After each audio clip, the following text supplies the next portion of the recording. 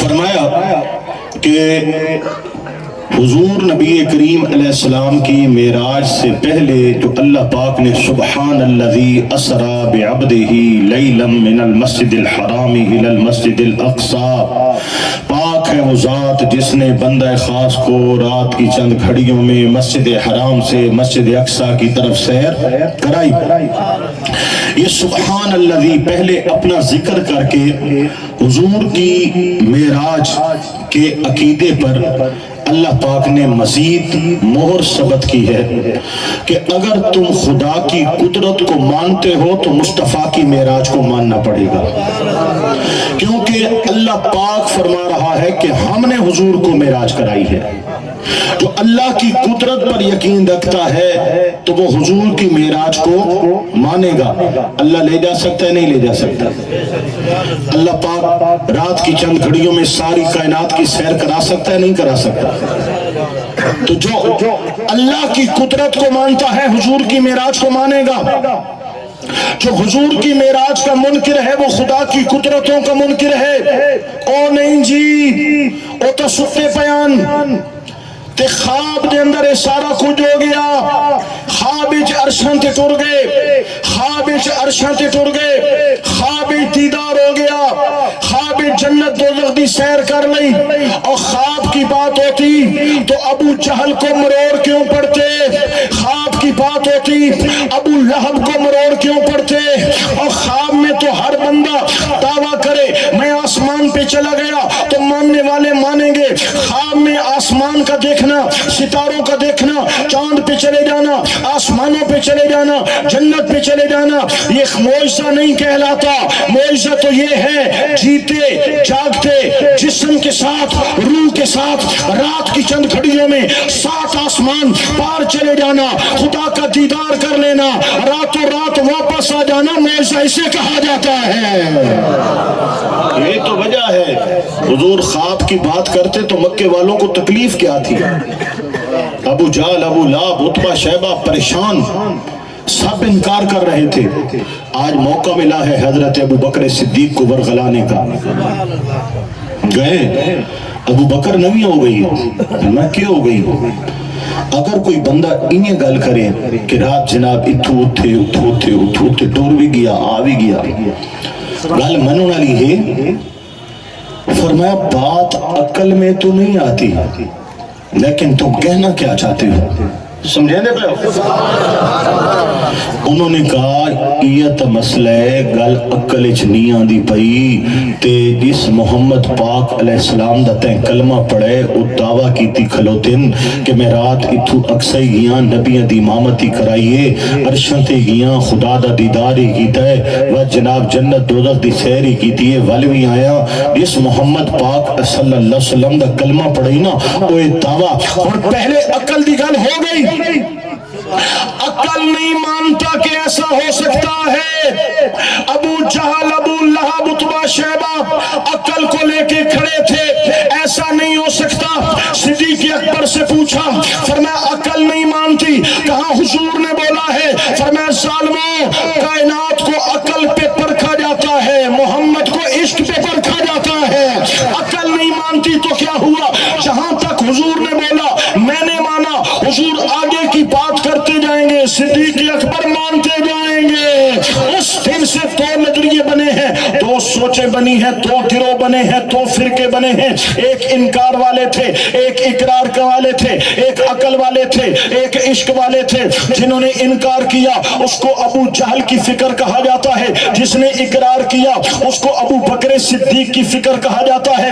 آج تک وہ جراثیم چلتے چلے آ رہے ہیں، وہ سلسلے چلتے چلے آ رہے ہیں۔ حضور کی شان سن کر جن کی عقلیں یاد آ جائیں اور جن کو پریشانیاں لگ جائیں، جان لو یہ کسی اور کی سوچ پر ہے۔ جو نبی پاک کی شان سنتا جائے اور جھومتا جائے، جان لو اللہ پاک نے اس کو صدیق اکبر کا عقیدہ عطا فرمایا ہے۔ اللہ وقت تو کوئی نا وقت اس واسطے میں زیادہ گل نو کھنڈیسا نہیں میں اپنے معراج شریف تے حضور دی عزت دے حوالے نال آخری کلمات وقت میں معاشرے دی بولنے تھوڑی جان ایڈے جلدی میں نہ چھوڑیں دا ٹھیک ہو گیا نا اس واسطے میں اس ٹاپک نو ذرا ٹھپوں والی کر کے نا دوجے پاسے آمنا چاہنا ذرا سبحان اللہ کو اگلی گل کرا میرے بھائیو نبی کریم تاجدار کونین صلی اللہ علیہ وآلہ وسلم آپ دی بارگاہ جبریل امین علیہ السلام دا حاضر ہونا قدمہ نو چمنا حضور نو جگامنا پیغام پہنچاونا یا رسول اللہ آؤ رب تھانو دیدار واسطے بلا رہے ہیں آقا پاک علیہ السلام صحن حرم وضو فرمایا جبریل امین نے حضور نو عرض کی تھی آرام فرماؤ آپ لیٹ گئے سرکار دو عالم علیہ السلام دا سینہ مبارک چاک کیتا گیا دل مبارک باہر آیا دل مبارک دے دو حصے کیتے نور دے پانی نال مس کیتا وہ دوبارہ بند کیتا وہ سینہ پاک دے اندر رکھ چھوڑا اے پہلے تا آج تو جڑے 100-200 سال پہلے دے ہن نا اے یہود و نصارہ اے آتے ہیں ایک گل اکل منیندی نہیں کہ سینہ ہی چیر گیا ہے تے دل بھی باہر نکل آیا ہے تے بندہ زندہ ہے دل بغیر تا بندہ زندہ رہ ہی نہیں سکتا ٹھیک ہے نا سارے جسم دا خون یہ دل پمپ پہ یہ موٹر لگی ہوئی ہے پورے جسم میں خون گردش کر دے لہذا ایک گل عجیب ہے مسلمان دیا کتاب اعتراض کرے نیا تو ایک انگریز ڈاکٹر آکھے یار اگر حضور نبی پاک علیہ السلام ایک گل کیتی ہے نا وقت ضرور یہ ممکن ہے کہ دل باہر نکل آوے تھی بندہ وقت بھی زندہ راوے تاں انہوں نے خیال آیا بندے دل دی تکلیف ہے رگ باندے سینہ چاک کیتا اے جڑا بائی پاس کرے رہے نا انہیں آرے نال چرے نن سینہ پورا چیر چھوڑا دل باہر کٹھے نن و جناب ایک مصنوعی پمپ تلا رہے نن پورے جسم دا جڑا سسٹم ہے خون ہے وہ چل دا رہا ہے دل کٹھا سدھی راگ ہوندی ہے نا وہ جڑی بند کریے اے باندے اے باندے اے باندے جڑی بند ہوندی ہے اس نو کٹ چھوڑا ختم کر چھوڑا اتھو نوی راگ پائی اے بائی پاس ہو گیا بائی پاس سمجھ آگئی ہے نا اے بائی پاس سدھی راگ ختم کر چھوڑی اللہ تعالیٰ اتنا انتظام کیتا ہے کہ ڈاکٹروں نے پوچھنا بھئی تسا یہ راگ کتھو گھندے ہو جڑی بائی پاس ایک نوی راگ پہندے ہو اور دن اللہ تعالیٰ ہر انسان دیا پنیاں دے وچے گٹے توتے پنیاں دے وچے فالتو راگاں رکھی ہوئی ہیں اسا اتھے راگ پاؤن واسطے اتھو راگ کٹینے آتے بعد اتھے بائی پاس ہون بائی پاس دی سمجھ آ گئے نا اے دیرا دل آلا پپورے پہ شرن تھی دے اس نو بائی پاس کیوں آکھا میں دے بہرحال عہدہ جناب میں حضور صلی اللہ علیہ وسلم کی سیرت کو پڑھا آپ کے شق صدر کو پڑھا تو میں نے کہا حضور کا جو کام پر بھی آج تک ہم نے تجربہ کیا ہے اس میں کوئی نہ کوئی حکمت ضرور نظر آئی ہے اس میں حکمت ہوگی لہذا یہ ہو سکتا ہے پھر انہوں نے بائی پاس کر کے دکھایا سینے چیرے جا رہے ہیں روزانہ لاکھوں بائی پاس ہو رہے ہیں سینہ چیر دیتے ہیں دل نکال لیتے ہیں دل کو کھول دیتے ہیں رگیں تبدیل کرتے ہیں پھر دل کو رکھ دیتے ہیں دل کو بند کرتے ہیں اور سائنسدان سینہ چوڑا کر کے کہتے ہیں دیکھو ہماری سائنس نے ترقی کر لی ہے جب ہم قرآن کی طرف جاتے ہیں قرآن کہتا ہے علم نشرح لک صدرک پیارے محمد ہم نے تیرے سینے کو کھول دیا ہے قرآن کہتا ہے او دنیا والو 1400 سال بعد جہاں تم آج پہنچے ہو میرے محمد نے 1400 سال پہلے بیان کر دیا ہے نعرہ تکبیر نعرہ رسالت نعرہ خلافت نعرہ حیدری شان مصطفیٰ مقام مصطفیٰ اللہ اکبر و کبیرہ ہن مسجد اقصی نبیاں دی امامت اے بڑے مضمون ہے آسمانہ وال حضور علیہ السلام دی تشریف لے جاونا اے بھی بڑا مضمون ہے بہرحال سنو میرے بھائیو علماء کرام نے خوبصورت گل کی تھی ذرا توجہ نال سنو جناب اگر اللہ پاک حضور علیہ السلام کو مسجد حرام سے مسجد اقصی تک لے جاتا یہ بھی بہت بڑی بات تھی. اگر پہلے آسمان تک لے جاتا یہ بھی بڑا معجزہ تھا. ساتویں آسمان پر ہی روک دیتا یہ بھی بڑا معجزہ تھا. سدرۃ المنتہا بیت المعمور تک روک دیتا یہ بھی بڑا معجزہ تھا. عرش تک روک دیتا یہ بھی بڑا معجزہ تھا. لیکن حضور فرماتے ہیں جب میں عرش پر پہنچا اللہ کی بارگاہ میں ادب کا پیکر بن کے کھڑا تھا. آواز آئی ادن منی یا محمد، اے محمد ذرا اور قریب آ جاؤ اور بلند ہو جاؤ. رب بلاتا گیا میں بڑھتا گیا، رب بلاتا گیا میں بڑھتا گیا. قرآن کہتا ہے فَكَانَ قَابَ قَوْسَيْنِ أَوْ أَدْنَىٰ فَأَوْحَىٰ إِلَىٰ عَبْدِهِ مَا أَوْحَىٰ. اس کا ترجمہ بعد میں کریں گے، پہلے یہ سنیے گا. اللہ عرش پر ہی ٹھہرا لیتا یہ بھی بڑا معجزہ تھا. عرش سے آگے کیا ہے؟ علماء کرام نے لکھا عرش سے آگے لا مکان ہے. لا مانا نہیں ہے مکان، وہاں کوئی مکان نہیں ہے. لا مکان کیوں کہتے ہیں؟ جہاں کوئی مکی ہوتا ہے، کوئی رہنے والا ہوتا ہے اس کو مکان کہتے ہیں. وہاں کوئی رہتا نہیں ہے لہذا اس کو لا مکان کہتے ہیں. وہاں نہ یہاں ہے نہ وہاں ہے، نہ ادھر ہے نہ ادھر ہے، نہ وقت ہے نہ پیشی نہ وشجر نہ شام نہ کفتہ. وہاں نہ وقت ہے نہ دائیں بائیں نہ آگے پیچھے، اس کو لا مکان کہتے ہیں. حضور کو اللہ نے لا مکان تک بلایا، وہی لا مکان کے مکی ہوئے، وہی لا مکان کے مکی ہوئے، سر عرش تخت نشیں ہوئے. یہ نبی ہیں جس کے ہیں یہ مکان، وہ خدا ہے جس کا مکان نہیں. کروں تیرے نام پہ جاں فدا، نہ بس ایک جاں دو جہاں فدا. تو جہاں سے بھی نہیں جی بھرا، کروں کیا کروڑوں جہاں نہیں تیرے سامنے یوں دبے لچے. وہ سہا عرب کے بڑے بڑے، کوئی جان منہ میں زبان نہیں بلکہ جسم میں جان نہیں. اللہ اکبر بخدا خدا کا یہی ہے در، نہیں اور کوئی مفر مکر جو وہاں سے ہو یہیں آ کے ہو. جو شہاں نہیں تو وہاں نہیں، سر عرش پر ہے تیری گزر، دل فرش پر ہے تیری نظر. ملکوت ملک میں کوئی شے وہ نہیں جو تجھ پہ عیاں نہیں. کرے مدح اہل دول رضا، پڑے اس بلا میں میری بلا. میں گدا ہوں اپنے کریم کا، میرا دین پارائے نہ نہیں. مسئلہ سنائے مسئلہ بھولنے میں جائے. حضور کو پہلے دوسرے تیسرے ساتویں آسمان پہ رب ذوالجلال کھڑا کر دیتا، بڑی شان بڑا معجزہ. عرش پہ ہی بٹھا دیتا، بڑی شان بڑا معجزہ. لا مکان تک کیوں بلایا؟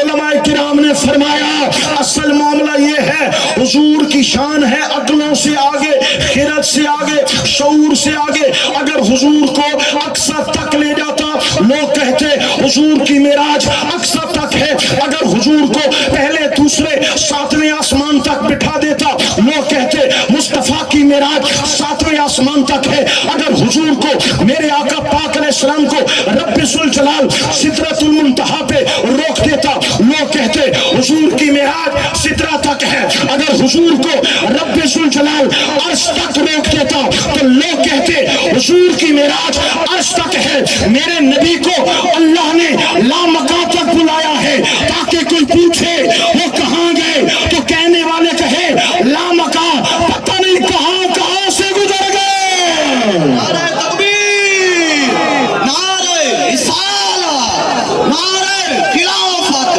نعرہ حیدری، سید اور شریف، معراج مصطفیٰ. معراج ہے کیا؟ معراج ہے کیا؟ سن لو، زمینوں کو نیچا کر دینے کا نام اور حضور کو بلند و بالا لے جانے کا نام معراج ہے. انبیاء کی امامت کا نام معراج ہے. بادلوں سے آگے گزر جانے کا نام معراج ہے. پہلے دوسرے ساتویں آسمان سے گزر جانے کا نام معراج ہے. سدرہ عرش اولا سے پار چلے جانے کا نام معراج ہے. فکان قاب قوسین او ادنیٰ کی قربتوں کا نام معراج ہے. خدا کے دیدار پانے کا نام معراج ہے. اور سن لو، ساری کائنات کو نیچا کر دکھانے اور محمد کی ذات کو اونچا کر دکھانے کا نام معراج ہے. معراج مصطفیٰ، معراج مصطفیٰ، تاجدار ختم نبوت. اللہ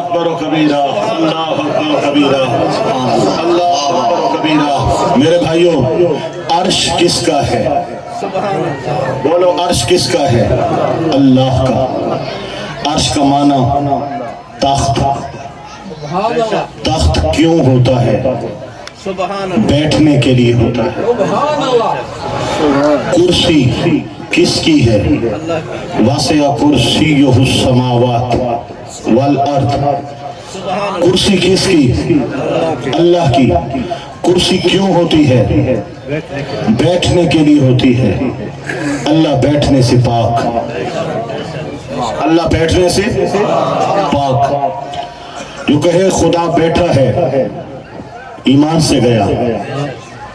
اللہ بیٹھنے سے پاک، جب بیٹھنے سے پاک تو عرش کیوں بنایا، کرسی کیوں بنائی؟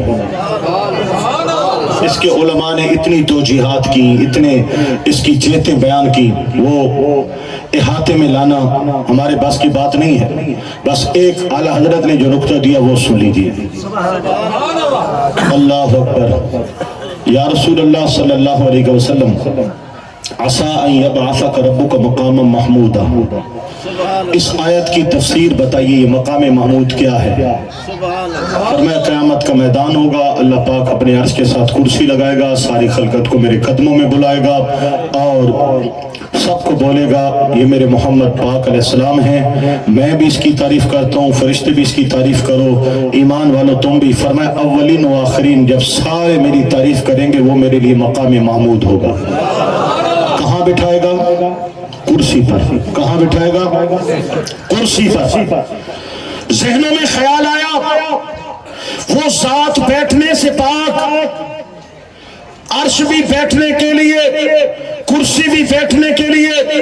جب بیٹھنا نہ تھا عرش کیوں بنایا؟ بیٹھنا نہ تھا کرسی کو کیوں بنایا؟ اللہ اکبر۔ جواب آیا لوگوں وہ ذات پاک ہے، بیٹھنے سے پاک ہے، نہ عرش کی ضرورت ہے نہ کرسی کی ضرورت ہے، پھر بنایا کیوں؟ فرمایا معراج کی رات مصطفیٰ پاک کو بلایا، اپنے عرش پر بٹھایا، عرش حق ہے، مسند رفعت رسول اللہ کی، دیکھنی ہے حشر میں عزت رسول اللہ کی۔ حضور کو بلایا، عرش پہ بٹھایا، قیامت کے میدان میں حضور کو بلایا جائے گا اور کرسی پر بٹھایا جائے گا اور دنیا والوں کو بتایا جائے گا اے کائنات والے یہ شان مصطفیٰ ہے، یہ عزت مصطفیٰ ہے، یہ مقام مصطفیٰ ہے۔ ہم نے عرش بھی محمد کے لیے بنایا ہے، ہم نے کرسی بھی محمد کے لیے بنائی ہے۔ زمین و سما تمہارے لیے، مکین و مکان تمہارے لیے، چنین و چنا تمہارے لیے، بنے دو جہاں، ہاتھ چاک آنکھوں بنے دو جہاں تمہارے لیے۔ تمہاری چمک، تمہاری دمک، تمہاری مہک، تمہاری جھلک، زمین و فلک، سما کو سمک، یہ سکہ نشاں تمہارے لیے۔ اشارے سے چاند چیر دیا، گئے ہوئے خور کو پھیر دیا، گئے ہوئے دن کو عصر کیا، یہ تاب و تباں تمہارے لیے۔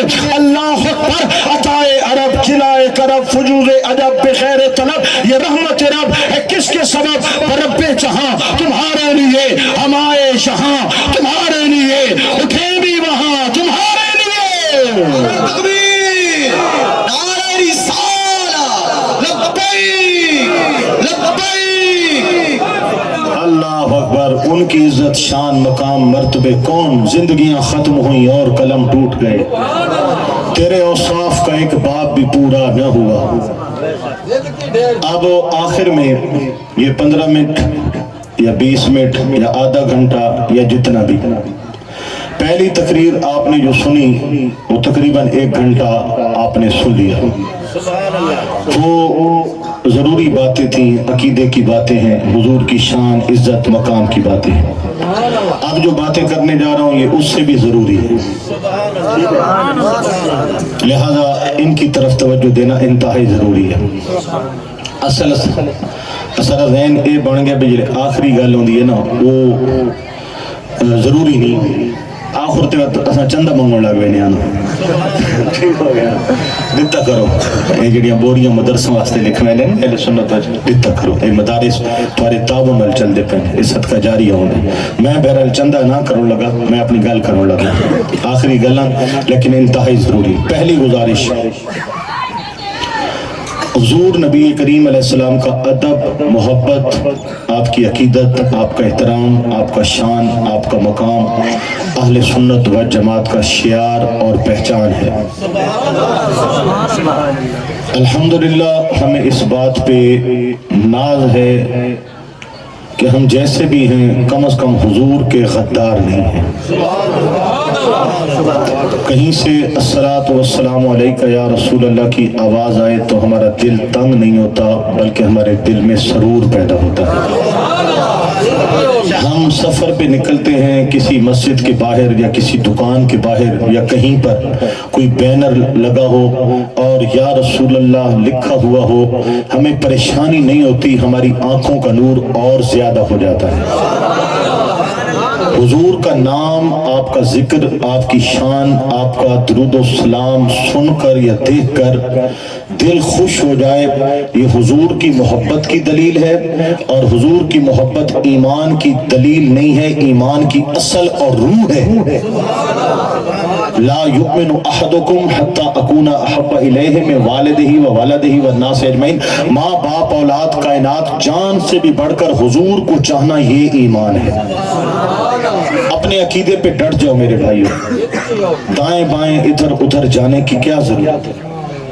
اللہ تعالیٰ نے اہل سنت و جماعت کو ادب ادب ادب ہی نصیب فرمایا ہے۔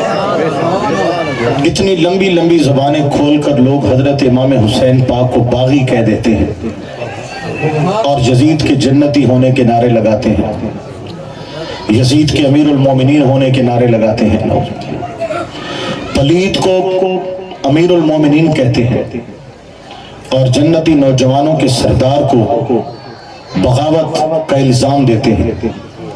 اب یہ بھی تو ایک عقیدہ ہے نا، یہ بھی تو ایک مسلک ہے، جنہوں نے یزید کے حق میں کتابیں لکھ ماری۔ اللہ تعالیٰ کا فضل و کرم ہے،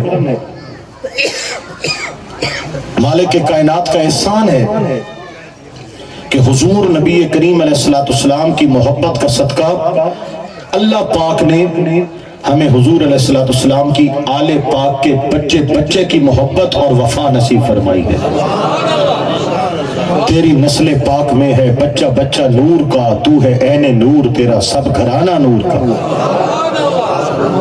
یہ اہل سنت ہے، ذکر مولا علی کرو ہم خوش ہوں، ذکر امام حسن پاک کرو ہم خوش ہوں، ذکر حسین کرو ہم خوش ہوں، سیدہ طیبہ خاتون جنت فاطمہ الزہرا پاک کا ذکر کرو ہم خود خوش ہوں، ذکر امام جعفر صادق کرو، امام باقر پاک کرو ہم خوش ہوں، امام موسیٰ پاک کرو ہم خوش ہوں۔ اللہ پاک نے حضور نبی کریم کی قیامت تک آنے والی نسل پاک کی محبت اور عقیدت صحیح معنوں میں سچ میں اگر عطا کی ہے تو یا رسول اللہ کہنے والے اہل سنت و جماعت کو عطا فرمائی۔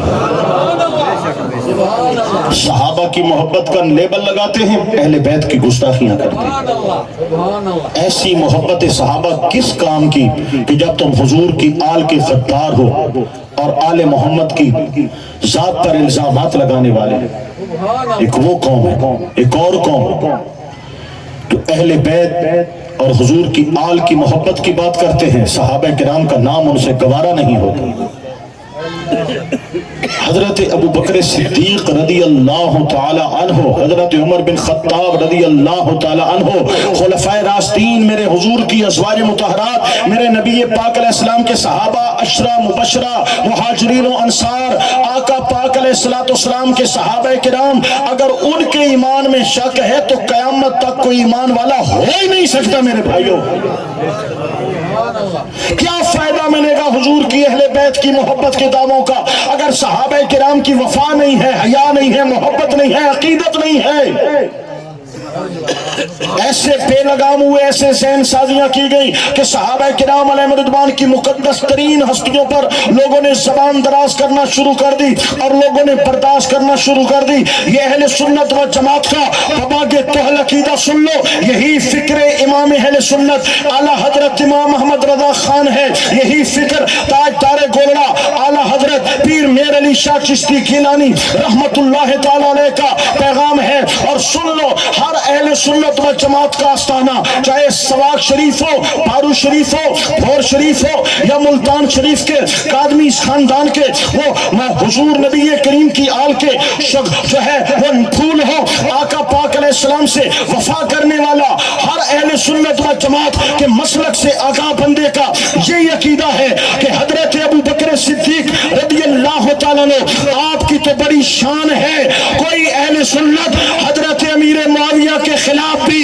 اگر گندی زبان استعمال کرتا ہے وہ جھوٹا ہے, فریبی ہے, مکار ہے. اہل سنت نہیں ہو سکتا جو حضور کے ایک صحابی کا منکر ہو. اہل سنت وہ ہے جو مصطفیٰ کے تمام صحابہ کا ادب کرنے والا ہے, نبی پاک کی ساری آل کا ادب کرنے والا ہے. نعرہ تکبیر, نعرہ رسالت, نعرہ خلافت, نعرہ حیدری, شان صحابہ, مقام صحابہ. ایک وہ سن لو قرآن پاک کی ایک جملہ سن لو, پھر میں اگلی بات کروں.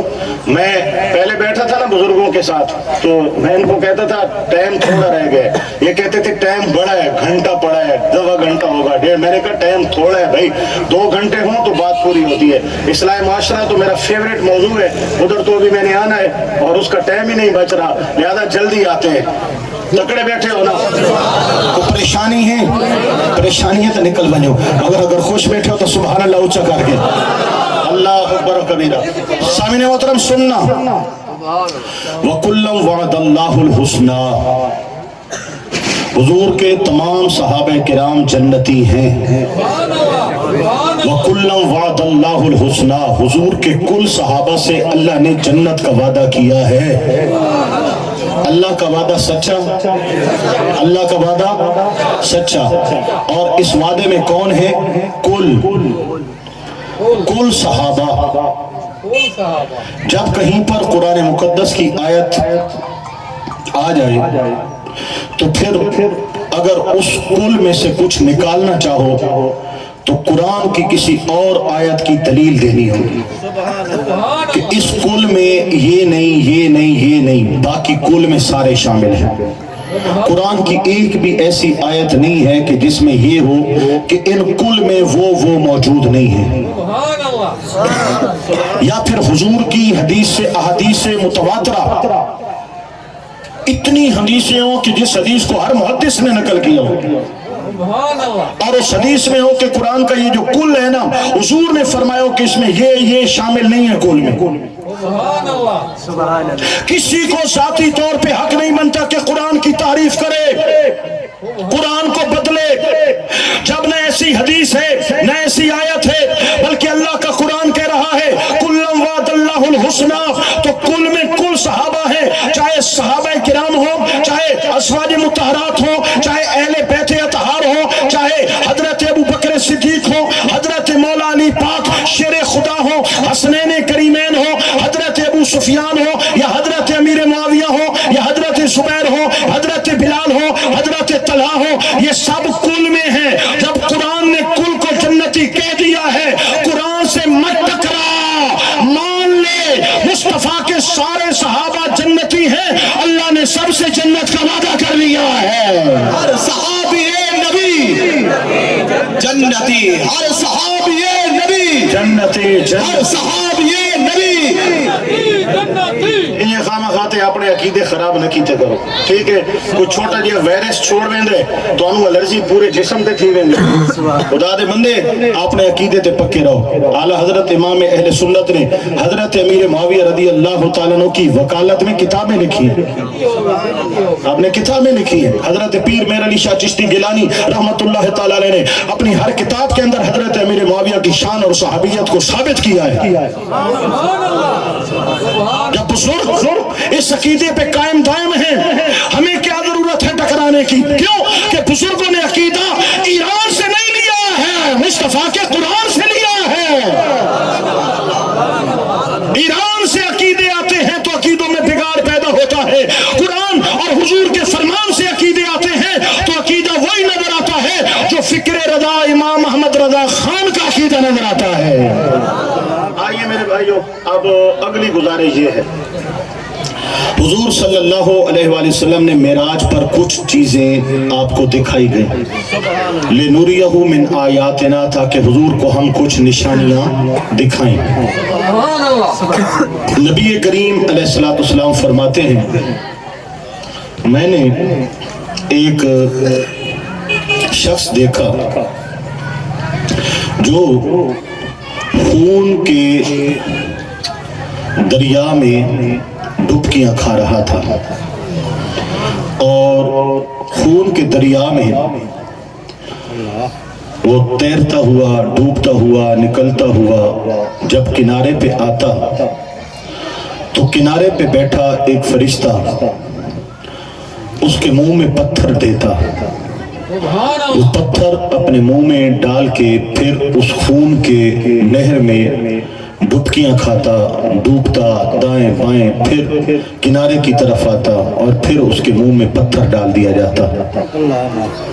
میں نے پوچھا جبریل امین یہ شخص کون ہے؟ عرض کیا یا رسول اللہ صلی اللہ علیہ وسلم یہ آپ کی امت کے ان گناہگاروں کا انجام ہے جو دنیا میں سود کا لین دین کریں گے،